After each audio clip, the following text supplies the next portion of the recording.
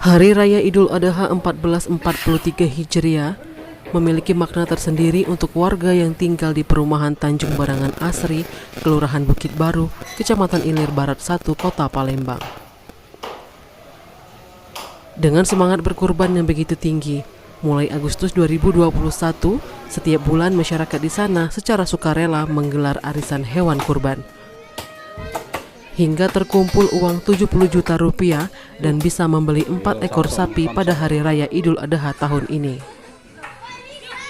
Semangat berkurban tak hanya ditunjukkan dalam pengumpulan uang arisan hewan kurban.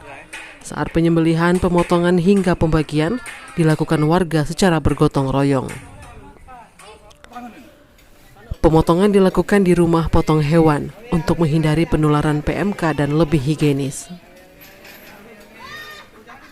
Dikatakan Jumiran, dari hasil pemotongan 4 ekor sapi itu didapat masing-masing pengurban yang berjumlah 28 orang berhak menerima daging, tulang, jeroan sebanyak 5,1 kg.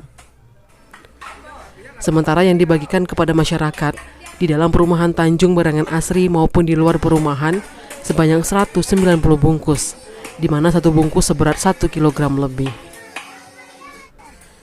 Diharapkan dari gotong royong itu akan meningkatkan silaturahmi dan kekompakan bagi masyarakat setempat.